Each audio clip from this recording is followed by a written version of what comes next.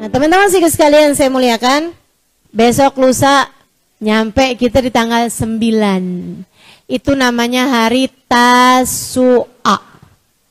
Besokannya lagi namanya hari Asyura, tanggal 10. Nah kalau kita liatin kalender nih, tanggal 9 jatuhnya hari Kamis.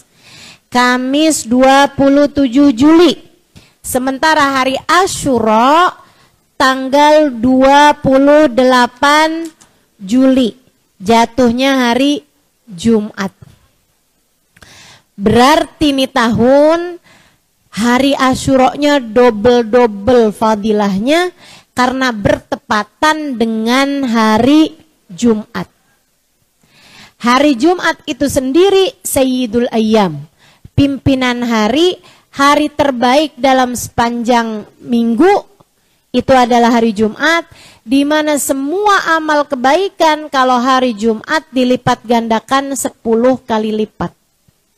Lah ini berbarengan dengan hari Asyura, makanya lipat-lipat banget. Jangan sampai kita kehilangan keberkahan hari Asyura tahun ini. Jangan sampai kita nggak dapetin kebaikan-kebaikan yang Allah bagi-bagikan pada hari Asyura tahun ini. Karena fadilahnya beda nih tahun. Barengan sama hari Jumat. Jadi sekalian saya muliakan, apa sih atau ada apa memangnya di hari Asyura? Sehingga sekalian saya muliakan, hari Asyura itu adalah hari Allah memberikan banyak hadiah kepada para nabi-nabinya Allah Subhanahu wa taala. Karunia-karunia indah banyak Allah Subhanahu wa taala berikan kepada para nabi-nabinya Allah Subhanahu wa taala. Dari zaman dulu sampai ke zaman sekarang ini. Apa aja? Hari Allah menambatkan kapalnya Nabi Nuh alaihi salam. Berlayar berbulan-bulan.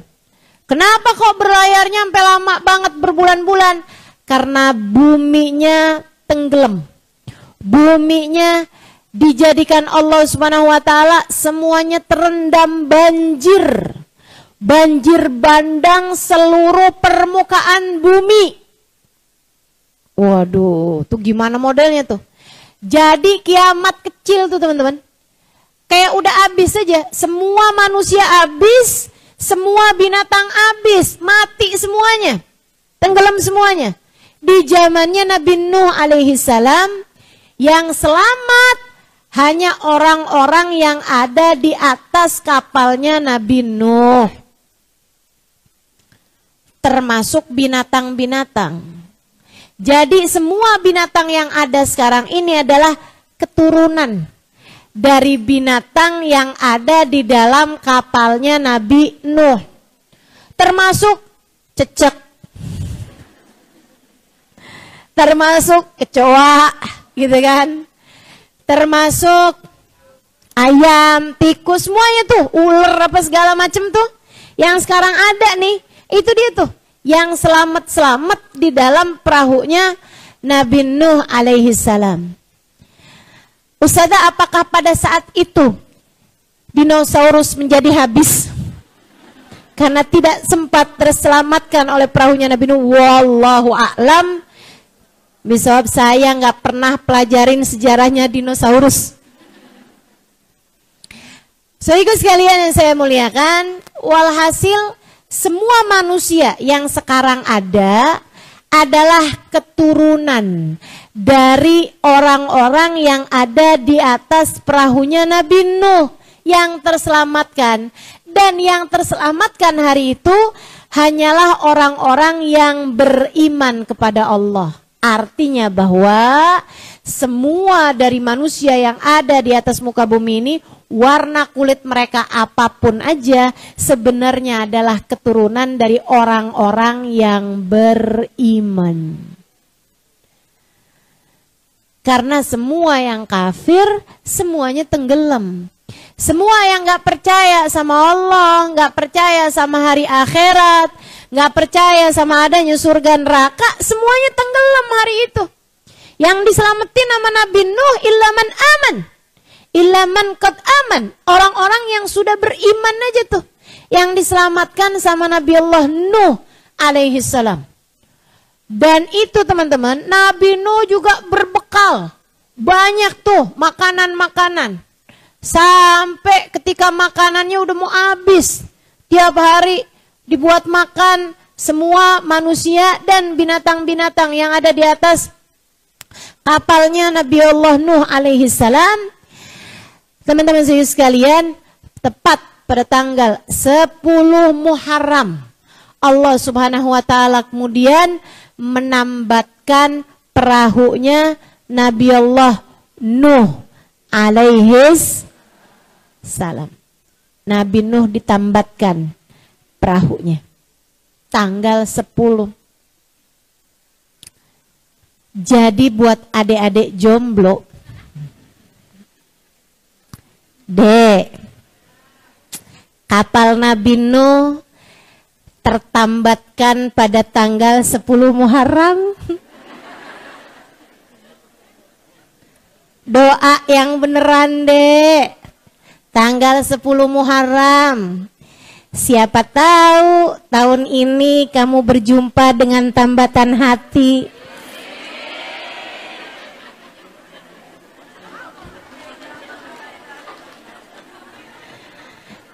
Ini yang aminnya kenceng, kenapa emak-emak ya? Janda, oh janda. Doain anak, iya deh, doain anak. Teman-teman sekalian yang saya muliakan, maka yang serius doanya hari Asyura nih, Allah banyak menambatkan para hamba-hambanya, ya, yang berdoa dengan serius, yang minta pada Allah Subhanahu wa taala gitu.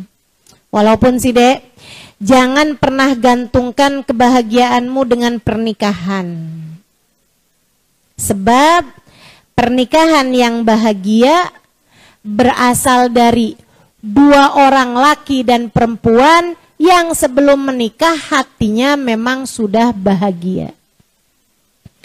Orang bahagia ketemu sama orang bahagia, mereka bersama-sama dalam rumah tangga, jadilah rumah tangga yang bahagia. Kalau ada perempuan jomblo ngenes,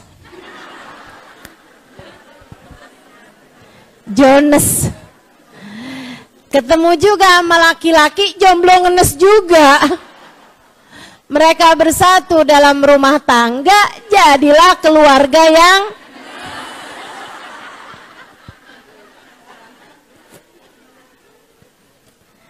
ya Ustazah, seenggaknya ngenes bersama-sama tetap lebih baik daripada ngenes sendirian. Siapa bilang?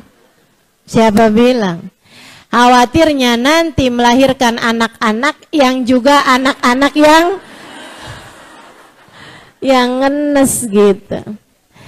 Ayolah, jangan pernah gantungkan kebahagiaanmu pada pernikahan. Berbahagialah dari sejak sekarang. Kamu perlu bahagia sebab kamu adalah hamba Allah Ta'ala. Jangan lupa berbahagia dengan mengingat fakta bahwa kamu adalah umatnya Nabi besar Muhammad. Maka Dek, meskipun belum ada laki-laki yang menyayangimu, kamu harus tahu bahwa Nabi Muhammad sangat menyayangimu. Maka nak, meskipun belum ada sesiapapun laki-laki yang menyayangimu, kamu harus tahu bahwa Allah Subhanahu wa taala sudah sangat menyayangimu, bahkan dari sejak kamu belum lahir ke atas muka bumi ini. Dari sejak masih berada dalam kandungan ibumu, Allah begitu menyayangimu. Ibu-ibu tahu nggak? Rahim itu, Bu, rahim itu letaknya di belakang dari lambung. Ibu-ibu sekalian, ini kalau saya salah, dokter silahkan dikoreksi. Kalau ada yang belajar ilmu biologi ngerti gitu apa yang saya sampaikan, kalau saya salah silahkan ditegur saya.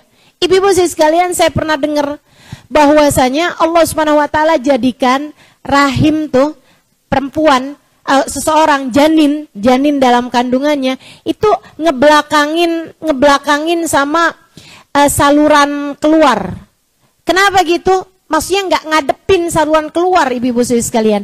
Kenapa gitu? Karena Allah nggak mau kita dari dalam rahim ibu kita itu udah nyiumnya sesuatu yang nggak bagus. Gitu. Kita udah dijauhkan dari yang kotor-kotor, bahkan dari sejak kita masih dalam rahim ibu kita. Allah tuh sayangnya sama kita luar biasa. Kita dalam kandungan ibu kita, rejeki nggak kurang-kurang masuk dalam perut kita. Sampai para ibu tuh jadi nggak kenal sama dirinya sendiri kalau lagi hamil. Betul? Ini yang pada pernah hamil nih, betul? Ustazah, saya tuh biasanya Ustazah nggak bisa kalau nggak ngopi tiap hari. Tapi begitu saya hamil, saya nggak doyan kopi.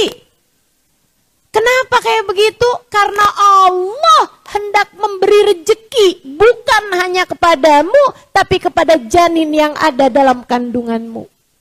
Kurang sayang apa Allah kepada kita? Sampai ibunya itu, teman-teman saya sekalian, sampai menghindari makan makanan pedas, meskipun dia suka. Sampai menghindari makan makanan apapun yang bisa berbahaya buat kita. Gitu kan? Bukan karena sayangnya ibu, bukan. Tapi karena sayangnya Allah. Andai dia tetap mau makan, Allah bikin dia sakit. Sehingga mau nggak mau, dia harus menghindari makanan tersebut. Allah kayak lagi mau bilang gitu, kamu sih terserah mau makan apa aja. Tapi aku hendak memberikan rezeki yang bagus buat anak yang ada dalam kandunganmu. Aku tidak izinkan kamu makan makanan-makanan tersebut. Subhanallah. Jangan main-main deh. Jangan pernah kamu bilang, kenapa ya sampai dengan umur saya udah hampir 25 tahun belum ada hati yang begitu menyayangi saya. Nggak ada yang mau deketin saya. Sedih bener sih saya. Teman-teman saya udah pada punya pacar, udah tunangan, udah kawin, udah gandeng anak. Saya masih gini-gini aja, nggak ada yang sayang sama saya. Siapa bilang? Allah bahkan dari sejak kamu berada dalam rahim ibumu sudah menyayangimu. Maka dek, kamu pengen nikah, kamu doa minta sama Allah, boleh-boleh aja, silahkan. Tapi sekali lagi, jangan pernah gantungkan kebahagiaanmu dengan pernikahan. Jelas? Apalagi kalau dalam rangka pengen cepet nikah, kamu menghalalkan segala cara termasuk pacaran. Pacaran tidak pernah mendekatkanmu kepada jodohmu. Pacaran hanya akan semakin mendekatkanmu kepada dosa. Hingga akhirnya mendekatkanmu kepada neraka. Hingga akhirnya mendekatkanmu kepada murka Allah Subhanahu wa ta'ala. Masa kamu kepengen ada seseorang yang menyayangimu sampai meninggalkan Allah yang sedari kamu belum lahir ke atas muka bumi ini sudah sangat begitu menyayangimu?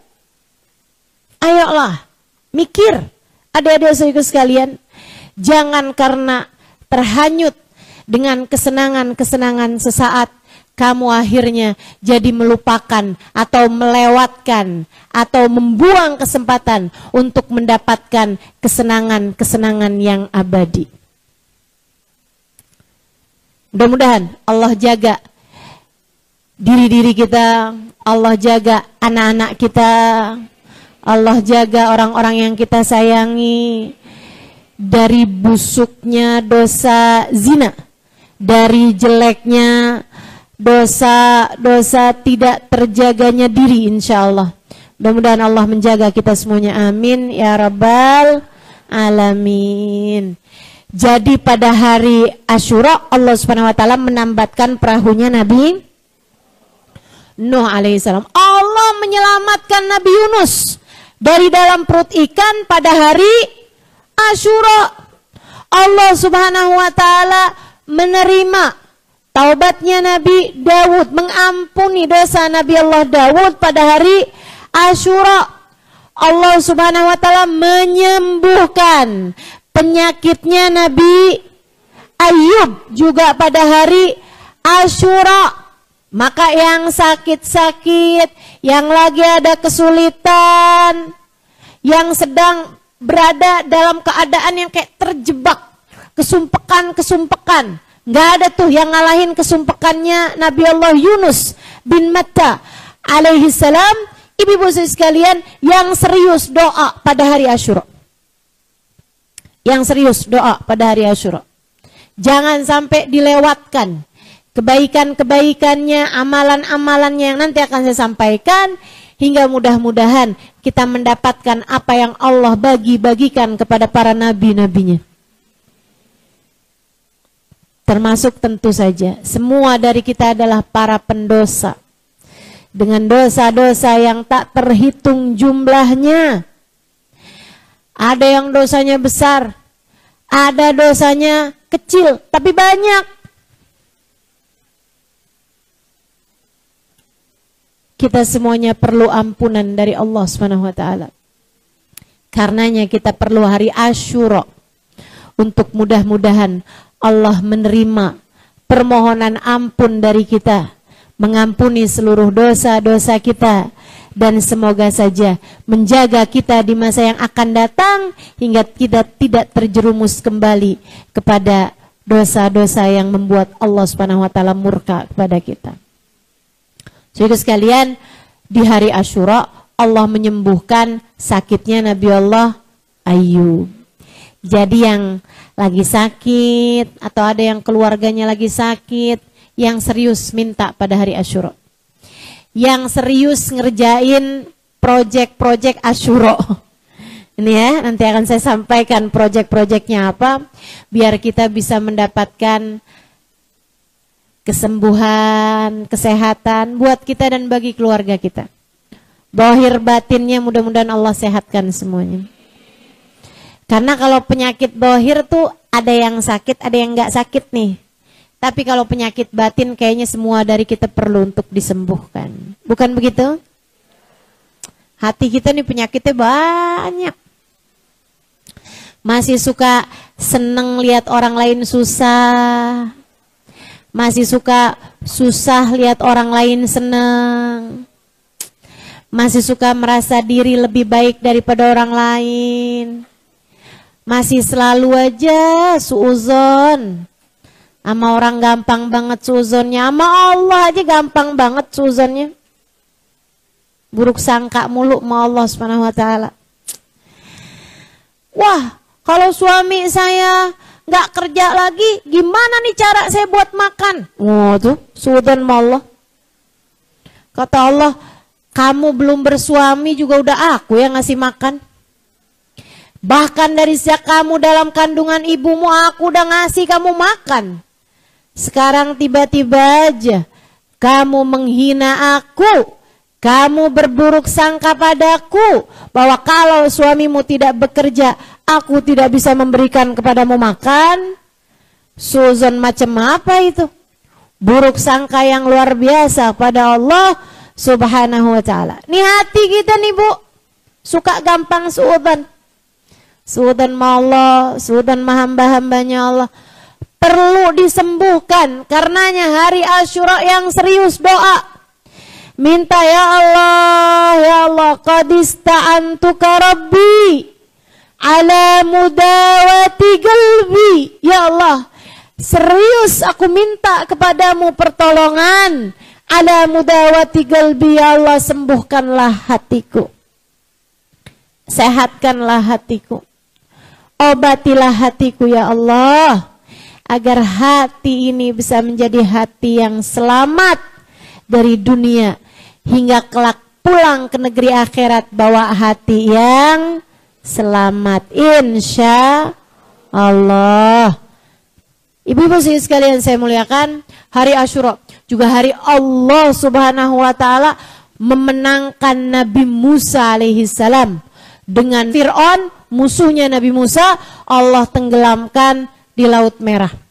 Ibu sekalian saya muliakan, tuh Allah cerita tuh dramatisnya kisahnya Nabi Allah Musa alaihi salam ketika dikejar sama kelompoknya Fir'aun.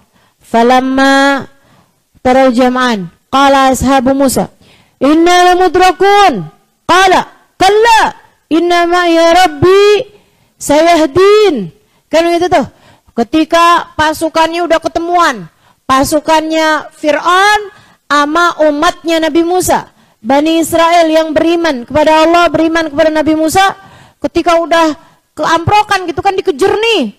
Nah Bani Israelnya dikejar sama pasukannya Fir'aun gitu. Tahu-tahu mereka nyampe ke lautan. Waduh, begitu udah kelihatan lautan, depan mereka lautan, belakang mereka pasukannya Fir'aun. Ya Musa inna lamudrakun. Wahai Nabi Musa, nih kita kena nih, kita ketangkep nih. Waduh, mati dah kita semuanya dah, mati dah ceritanya nih kita nih. Habis dah nih kita wahai Nabi Musa. Kata Nabi Musa, kalla inna ma'iya rabbi sayahdin. Gak bakalan, kita gak bakalan kena sama pasukannya Fir'aun. Kenapa gitu? Nabi Musa gak bilang karena kita kuat, gak ada. Karena kita punya persenjataan lengkap, gak juga. Karena kita pinter-pinter, nanti kita ajak diplomasi, gak ada juga. Jawabannya Nabi Musa, kenapa kok kamu yakin kita gak bakalan kena, kita gak bakalan habis, kita gak bakalan hancur sama pasukannya Fir'aun yang udah jelas-jelasan pasukannya Fir'aun punya persenjataan, pasukannya Fir'aun kuat-kuat, pasukannya Fir'aun pinter-pinter dalam berperang, dan kita nih ada emak-emak bawa anak, ada kakek-kakek yang jalannya aja udah susah bersama dengan pasukannya Nabi Musa. Tapi Nabi Musa bilang kalau kita nggak bakalan ketangkep sama pasukannya Fir'aun, sebabnya adalah inna ma'iya rabbi sayahdin, karena bersama dengan kita ada Allah.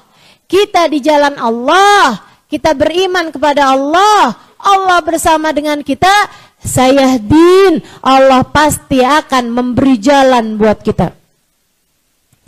Bener aja, Allah kemudian berfirman kepada Nabi Allah Musa, fadrib bi'asakal bahar. Wahai Musa, pukulkanlah ke lautan tongkatmu itu. Ini Nabi Musa, Bu, lagi minta petunjuk sama Allah. Ya Allah, berikanlah petunjuk padaku agar selamat ya Allah. Musa, kamu kan punya tongkat. Iya ya Allah. Pukulkanlah wahai Musa tongkatmu itu ke lautan. Untung Nabi Musa itu santun. Untung Nabi Musa seorang rasul, nabinya Allah Subhanahu wa taala yang enggak pernah protes terhadap perintah Allah Subhanahu wa taala. Bu, kalau Nabi Musanya nih anak zaman sekarang nih yang gampangan protes kalau dikasih perintah apa-apa aja, bakalannya nanya gini, ya Allah, enggak keliru ya Allah. Kan yang salah kan Fir'aun ya Allah, kenapa yang saya pukul lautan? Apa enggak kepalanya Fir'aun aja ya Allah? Ini kan Nabi Musa lagi minta selamat dari Fir'aun. Tapi sama Allah disuruh pukul wahai Musa dengan tongkatmu itu. Bukan kepada kepalanya Fir'aun. Akan tetapi kepada lautan. Yang salah Fir'aun, yang disuruh pukul lautan. Nabi Musa sami'na. Nabi Musa ke arah lautan, pukulkan tongkat tersebut ke arah lautan, tiba-tiba lautan terbelah, di depan Nabi Musa nih jadi jalan kataudil adim, jadi jalan yang keras, sampingnya ombak-ombaknya tuh berubah menjadi seperti gunung yang sangat kuat, gunung yang sangat keras, artinya nggak lagi cair, gitu kan? Nabi Musa bersama dengan umatnya berjalan di atas lautan tersebut. Masya Allah. Itu pentingnya. Kenapa kita mesti ikutan orang-orang soleh? Itu pentingnya. Kenapa kita mesti punya guru dalam kehidupan? Itu pentingnya. Untuk kita ikutan orang-orang yang selamat. Teman-teman saudaraku sekalian, biar kalau ada apa-apa tuh ada yang bisa kita ikutin. Bani Israel tuh siapa? Saudaraku sekalian yang saya muliakan, mereka ini punya banyak hal-hal yang tidak baik dalam diri-diri mereka. Akan tetapi Allah selamatkan mereka sampai bikin mereka bisa lewat di atas lautan. Bisa jalan di atas lautan. Luar biasa bener kan? Itu kemuliaan bukan Allah berikan kepada Bani Israelnya.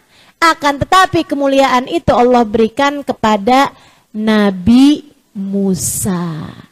Maka selamatlah orang-orang yang ikut di belakang Nabi Musa.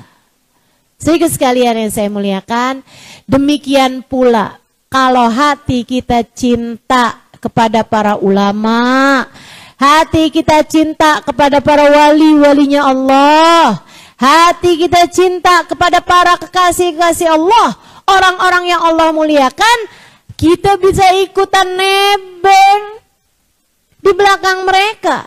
Kita bisa ikutan pegangan sama mereka. Kita bisa ikutan gondel di belakangnya para orang-orang tercinta di sisi Allah Subhanahu wa taala. Mereka diselamatkan Allah, kita yang ngekor di belakang mereka pun akhirnya jadi ikut-ikutan selamat.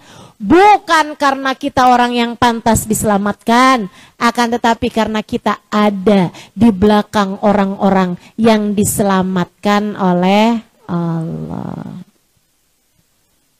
Kadang-kadang kita nggak cukup kuat buat bisa menyelamatkan diri-diri kita. Berasa nggak, Bu? Kita nih sebagai orang tua, apalagi ibu-ibu yang pada punya anak nih. Ini saya takut-takutin ya. A'udzubillahi minasyaitonirrajim. Qu anfusakum wa ahlikum nara. Jagalah diri kalian dan keluarga, anak-anak, cucu-cucu kalian dari api neraka. Bu, bisa emang? Disuruh jagain anak dan keluarga dari api neraka, bisa emang? Ibu-ibu sekalian saya muliakan, jangankan jagain anak, jangankan jagain cucu, jagain diri sendiri dari perbuatan dosa aja kita seringkali nggak mampu. Betul? Masya Allah. Disuruh pula jagain anak-anak kita, jagain keluarga kita dari api neraka. Nyerah kita, nggak cukup kuat kita. Gimana nih caranya biar selamat kalau gitu? Cari. Di atas muka bumi ini akan selalu ada para hamba-hamba tercinta di sisi Allah Subhanahu wa taala buat kita ngekor di belakangnya. Buat kita ngekor di belakangnya. Kita ngekor di belakang Sayyidil Habib Umar bin Hafid. Kita ngekor di belakang Hubabah Nur bintul Habib Muhammad bin Abdullah Al-Haddar. Kita ngekor di belakang Hubabah Maryam bintul Habib Muhammad bin Abdullah Al-Haddar. Kita ngekor di belakang Habibana Zain bin Ibrahim bin Smith. Kita ngekor di belakang para ulama-ulama kita, teman-teman saudaraku sekalian, untuk mudah-mudahan kita belajar dari mereka. Ibu-ibu bisa lihat saya sebagai orang yang belajar dari mereka. Ya udah Bu, kita bareng-barengan. Cuman kalau ibu-ibu statusnya kan, kalau saya kan ngekor nih di belakang mereka. Ibu jangan ngekor belakang saya. Saya aja ngekor. Kita semuanya menyambungkan diri, menyambungkan hati kepada para ulama-ulama. Saya hanya sebagai penyampai ucapan-ucapan mereka. Saya hanya sekedar penyampai dari ilmu yang saya dapatkan dari mereka untuk saya ajarkan, untuk saya sampaikan kepada ibu-ibu sekalian. Nah, kalau urusan mau nebeng-nebengan, kalau mau urusan mau gondel-gondelan, kalau urusan mau ngekor-ngekoran, ngebuntut, nah kita ngebuntutnya kepada orang-orang yang udah pasti diselamatkan oleh Allah Subhanahu wa ta'ala. Para wali-walinya Allah, hamba-hamba besar, hamba-hamba mulia di sisi Allah Subhanahu wa ta'ala, yang udah nggak main-main lagi buat ngikutin hawa nafsu, udah nggak main-main lagi ngikut-ngikutin bisikan setan. Nih yang kita-kita nih yang masih beginian nih, jatuh bangun dalam kehidupan, buat nahanin lisan nggak marah aja susah setengah mati. Buat nahanin lisan biar nggak ngomongin orang aja susah setengah mati. Masih jatuh lagi, kan begitu ya? Nah teman-teman saya sekalian, dah kita ngikut di belakang mereka-mereka, orang-orang yang diselamatkan oleh Allah SWT, biar kayak Bani Israel yang selamat karena mereka ikut ada di belakangnya Nabi Musa. Pas mereka udah lagi jalan nih, udah jauh jalannya nih, udah mau nyampe nih ke ujungnya lautan sana itu ya, tepi lautan yang sebelah sana. Tahu-tahu pasukannya Fir'aun ikutan juga jalan di atas air. Merekanya panik. Wah, Nabi Musa gimana nih? Nabi Musa, buruan dah, pukulin cepetan tuh tongkatnya biar airnya balik yang di sebelah sono. Biar airnya balik lagi jadi air. Maksudnya biar mencair tuh, jadinya mereka tenggelam. Untung Nabi Musa tuh gak ngikutin omongannya kaumnya nih. Karena kita tuh kalau mau ngikutin, jangan ngikutin omongan orang yang ngomongnya pakai hawa nafsu. Kita tuh mesti ngikutin omongan orang-orang yang berbicaranya sebagai ilham dari Allah Subhanahu wa ta'ala, dapetin petunjuk langsung dari Allah Subhanahu wa ta'ala. Nggak pakai hawa nafsu, mereka bicaranya dari hati mereka yang memang bersih, hati mereka yang selalu mendapatkan petunjuk dari Allah Subhanahu wa ta'ala. Hamba-hamba tercinta di sisi Allah tuh keren, Bu. Saya tuh kalau ngadepin mereka-mereka tuh kayak nggak perlu banyak ngomong gitu. Saya kan kalau ngadepin ibu-ibu aja nih banyak ngomong. Kalau ngadepin mereka-mereka mah nggak usah banyak-banyak ngomong. Subhanallah, subhanallah. Ini saya sekedar cerita aja nih ya Bu ya. Ada waktu di saat Hubabah Maryam, almarhumah. Hubabah Maryam bin Muhammad bin Abdullah Al-Haddar. Kakaknya Hubabah Nur, tapi lain ibu. Istrinya Habib Zain bin Smith, Madinah. Sudah wafat beberapa tahun yang silam. Nah itu waktu beliau masih... Ya pastinya ya, saat beliau masih hidup, itu beberapa kali datang ke Indonesia, datang ke Jakarta. Nah kalau beliau datang, nih yang ngikutin majelis saya dari udah lama gitu, dari sekitar 10 tahunan yang lalu, saya rasa pasti itu pernah ketemu sama Hubabah Maryam. Pernah ngisi di sini juga, di Royaitam pernah ya, Hubabah Maryam ya. Nah ini teman-teman saya sekalian, beliau kalau ke Indonesia, saya tuh jadi... lisan beliau, karena beliau nggak bisa bahasa Indonesia, sementara orang-orang Indonesia nggak pada ngerti bahasa Arab. Biasanya orang Indonesia nih kalau ngerti bahasa Arab nggak jauh-jauh dari 3 kata, ana, ente, fulus. Jadilah saya harus terjemahin Hubabah Maryam. Nah, ada satu waktu ada seorang suami bilang sama anaknya Hubabah Maryam untuk bikinin jadwal ke rumah istrinya, gitu ya, di rumah keluarganya lah gitu. Ngundang Hubabah Maryam. Hubabah Maryam iyain, Hubabah Maryam okein, dikasihlah tanggal. Kita akan ngisi di rumahnya si keluarga itu, gitu ya. Subhanallah, berapa waktu kemudian saya ketemu sama istrinya itu nemuin saya, terus bilang kalau mereka tuh sebenarnya keberatan karena istrinya tuh baru habis melahirkan dalam kondisi yang masih sangat lemah. Kayaknya kalau banyak didatengin tamu untuk majelisnya Hubabah gitu kan, pasti kan orang-orang pada pengen datang tuh, gitu ya. Nah, itu kan nanti jadi ribet gitu. Sementara istrinya baru habis melahirkan, masih sangat sakit gitu kan.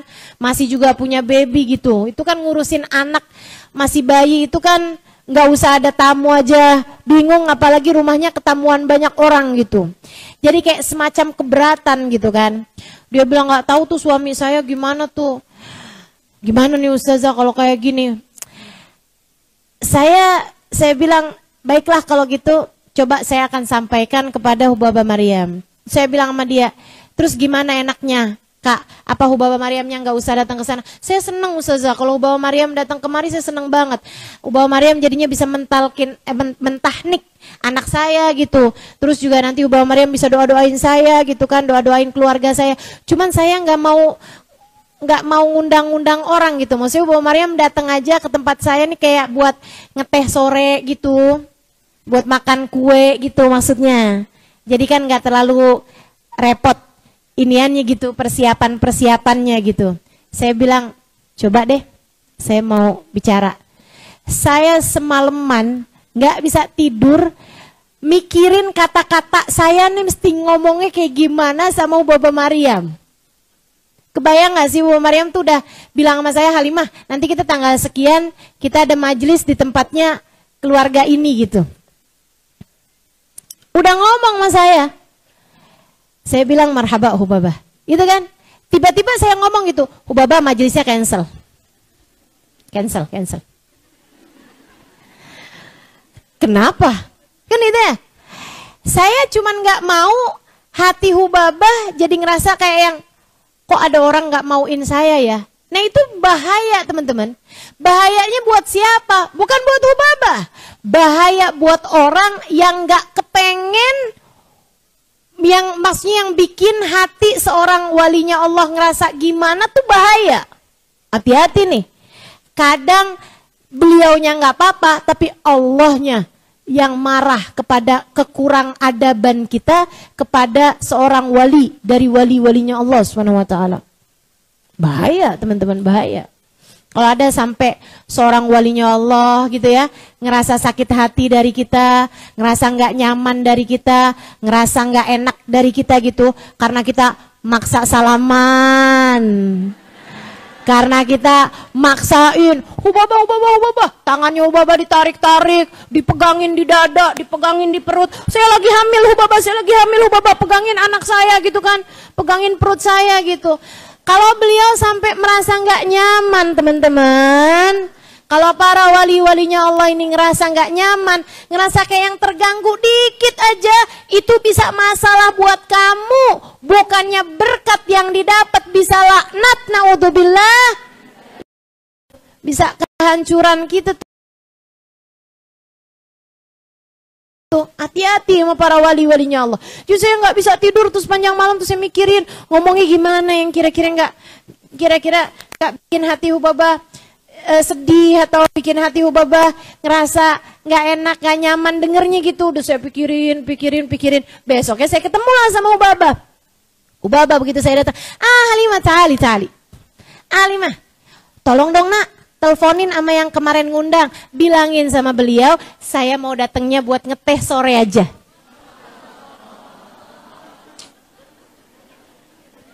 Saya bilang emang ngadepin para wali tuh nggak usah kebanyakan ngomong.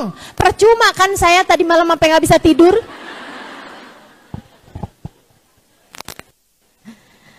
Masya Allah. Makanya teman-teman saya sekalian, itu dia tuh ya, di hari Asyura. Nah, Nabi Allah Musa ketika dibilangin sama kaumnya, Musa, iniin tuh, pukulin lagi tuh tongkat kamu tuh, biar yang di sana tenggelam nih, biar Fir'aun dan pasukannya tenggelam. Nabi Musa nggak ngikutin.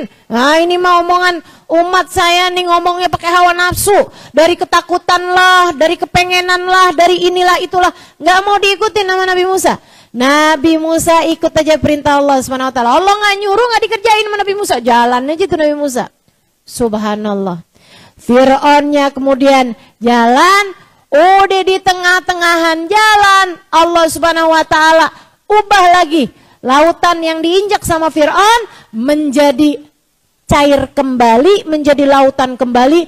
Dan Fir'aun yang ngaku jadi Tuhan, yang ngakunya dia bisa menghidupkan dan mematikan, ketika berkata kepada langit, turunlah hujan, wahai langit, langit pun menurunkan hujan. Ternyata bersama dengan segala kepintarannya, ternyata Fir'aun gak pernah les berenang.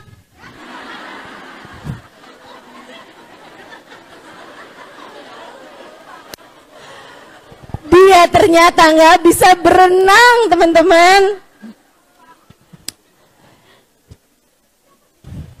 Fir'aun pun tenggelam. Fir'aun pun setengah mati berusaha menyelamatkan dirinya. Fir'aun kemudian bilang, amantu birabbil Harun wa Musa. Saya sekarang beriman. Oh, ternyata saya bukan Tuhan ini ya. Ternyata saya kok hampir tenggelam ini. Dia pun kemudian bilang, amantu birabbil Harun wa Musa. Saya sekarang beriman kepada Tuhannya Harun. Saya sekarang beriman kepada Tuhannya Musa. Saya sekarang beriman, saya sekarang beriman. Sekarang saya beriman. Kata Fir'aun gitu. Allah bilang, al-an wa qad asaita min qabl. Sekarang nih on. Sekarang banget nih. Nggak dari kemarin-kemarinan. Ente sepanjang hidup durhaka kepadaku. Sekarang giliran udah mau mati, kamu baru mau taubat? Nggak bisa, nggak bisa. Nggak bisa. Kamu tidak aku terima taubatmu. Para ulama pada bilang, Fir'aun sih bukan umatnya Nabi Muhammad. Coba dia umatnya Nabi Muhammad, Allah pasti akan tetap menerima taubatnya. Sebab untuk umat ini Allah terima taubatnya selagi nafas masih belum sampai di tenggorokan. Allah nggak terima taubatnya Fir'aun. Allah nggak terima keimanannya Fir'aun. Ibu-ibu sekalian, Allah bilang, aku akan jadikan jasadmu ini wahai Fir'aun, aku abadikan buat jadi pelajaran bagi orang-orang yang mau berpikir. Bu, diabadikan jasadnya si Fir'aun ini. Ada sampai sekarang. Muminya Fir'aun, badannya Fir'aun tuh diawetkan sama Allah SWT. Ada di museum di Kota Tua. Enggak. Ada di museum di Kairo, Mesir sana, Ibu ya. Ibu-ibu pernah lihat? Saya pernah, Bu. Saya pernah lihat. Ini dia nih orangnya nih ngaku-ngaku jadi Tuhan. Bu, saya kirain dulu tuh kayak semacam orang yang dibalut di ini gitu, mumi gitu. Ternyata enggak, Bu, jasad utuh. Sampai saya masih lihat tuh ada rambut di pelipisnya masih ada. Rambut-rambut di pelipis, rambut-rambut di hidung masih ada, Bu. Ya ampun, bener-bener Allah abadikan sesuai dengan firman Allah SWT. Yang Allah tuliskan dalam Al-Quran, Masya Allah. Buat jadi pembelajaran. Dan ternyata Ibu ya, agak tinggi Bu. Fir'aun tuh pendek. Dibandingin orang Mesir zaman sekarang aja dia pendek. Saya nggak ngerti tuh. Di zamannya Nabi Musa, tuh Fir'aun jangan-jangan kate.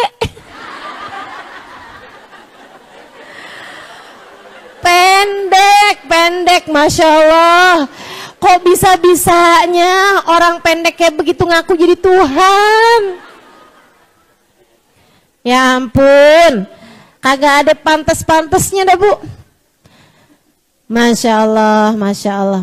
Ibu-ibu saudaraku sekalian yang saya muliakan, tuh si Fir'aun tuh. Saya lihat tuh jenazahnya tuh. Ini dia nih orangnya nih ya. Ya ampun. Ternyata Bu, mumi di sana itu ibu-ibu sekalian bukan cuma satu. Saya ngebayanginnya satu doang. Banyak. Ada mumi bayi.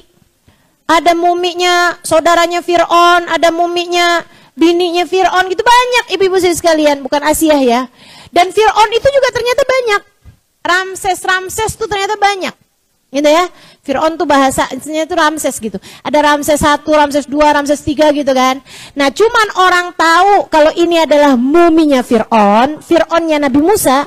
Karena katanya di dalam jantungnya itu ditemukan ada garam laut.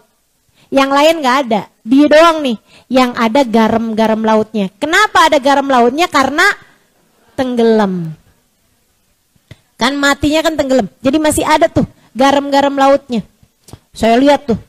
Pas pulang-pulang suami saya nanya, "Gimana kamu udah lihat muminya Firaun?" "Udah." "Gimana muminya Firaun?" "Tenang, kamu masih lebih cakep daripada dia." Udahlah ya. Udahlah, punya suami itu kita adakin bercanda aja. Nggak usah terlalu serius-serius nih kayak ibu-ibu nih kalau ngomong sama suaminya serius mulu. Suamimu tuh Bu, begitu kamu bilang, "Bang, kapan ada waktu saya mau ngomong?" Wah, itu udah pikiran banget tuh. Sian, suaminya sian. Sian, jangan gitu-gituin lah. Abis gitu ada banyak nih, ini istri-istri nih di sini nih banyak nih, yang kalau ngomong sama suaminya serius banget. Yang diomongin angka mulu. Tagihan listrik sekian. Anak-anak mulai masuk sekolah, biayanya sekian. Harga seragamnya sekian. Total set sekian juta. Nih Bang. Nino. Pusing palanya suami. Kalau ngomong serius mulu Bu, jangan gitu napa. Yang santai, hidup yang santai, bawa bercanda aja. Bawa bercanda aja. Liatin suami terus bilang, "Ada yang mau saya omongin sama kamu." "Apaan?" "Kamu udah tahu belum?" "Apaan?" "Saya sayang loh sama kamu."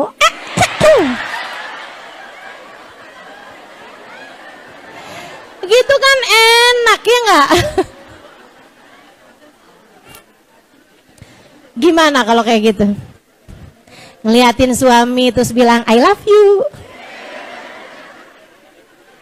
Palingan suaminya nanya, "Kamu salah minum obat ya?"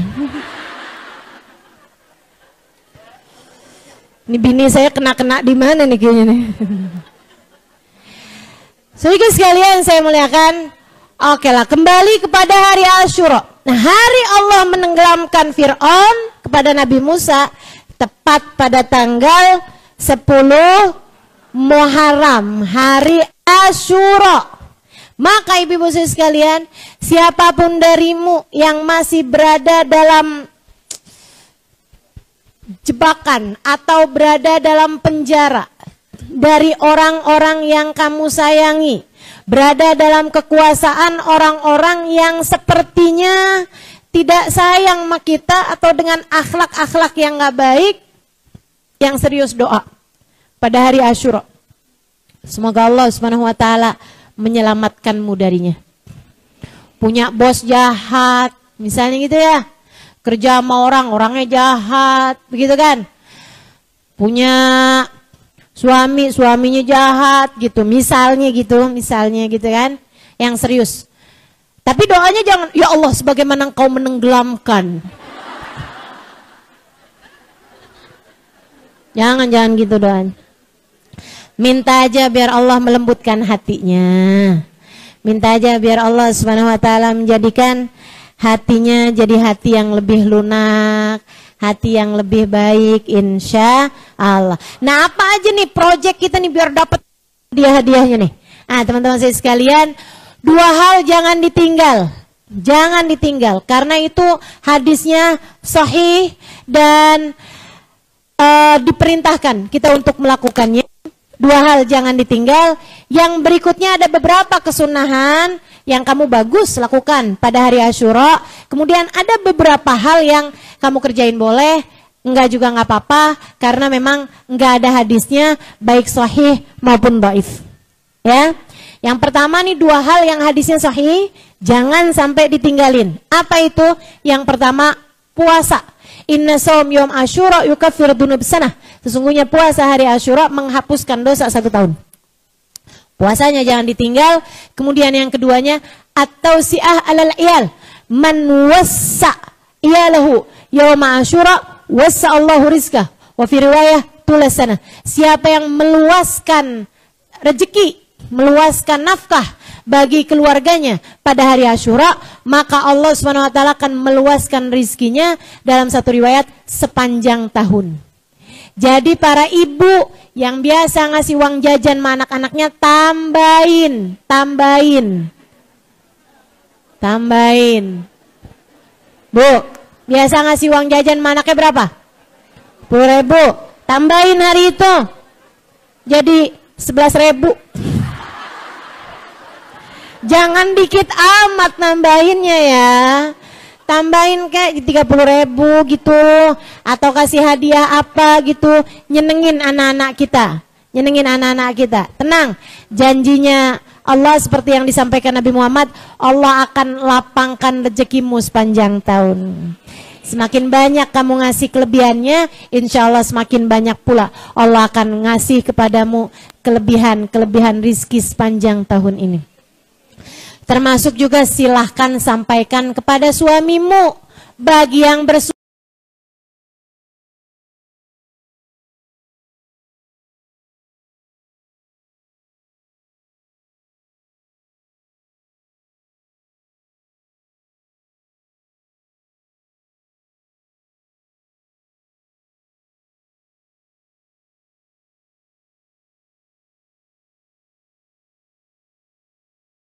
Ustazah dikasih tahu.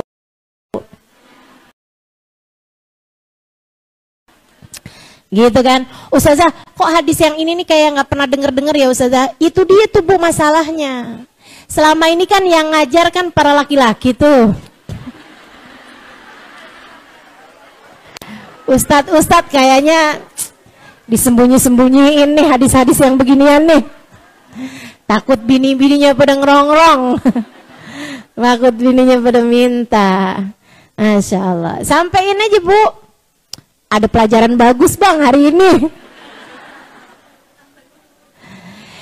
Itu dua hal yang kita disunahkan untuk melakukannya. Termasuk kepada orang-orang yang kerja di rumah kita. Atau tambahin. Siapa yang kepengen rezekinya luas, luaskan pula rezeki orang lain yang kamu tanggung selama ini, yang kamu bayar mereka selama ini, atau yang kamu beri kepada mereka selama ini. Itu dua hal yang memang jangan sampai ditinggalkan. Hari Asyura hadisnya sahih. Ada beberapa hal yang sunnah juga meskipun hadisnya dhaif. Ya, apa tuh? Ngasih santunan anak yatim. Ngasih santunan anak yatim. Walaupun lebih terkenal nih ya Bu ya daripada yang tadi tuh ya. Kayaknya hari Asyura tuh kayak hari raya anak yatim gitu. Saudara sekalian, itu dia tuh ngasih santunan sama anak yatim. Kemudian lagi ngusap kepala anak yatim. Saya sering ditanya, Ustazah batasan anak yatim tuh sampai umur berapa? Tergantung untuk disantuni atau untuk diusap kepalanya. Kalau untuk diusap kepalanya sampai dengan balik. Kalau udah balik jangan usap-usap kepalanya. Kamu anak yatim apa bukan? Kamu yatim ya? Saya sih yatim sih, tapi umur saya udah 25 tahun. Sini saya usap. Nggak ada ceritanya Bu, itu mah berondong namanya. Masya Allah. Teman-teman sekalian saya muliakan, jangan juga ibu-ibu nih bilang sama suaminya, Bang, daripada ngusap kepalanya anak-anak lain Bang, aneh juga yatim. Jadi kalau buat urusan diusap kepalanya, nah itu sampai dengan balik. Begitu balik udah nggak sunnah lagi buat ngusap kepalanya anak yatim, kecuali jika itu adalah anak yatimmu sendiri.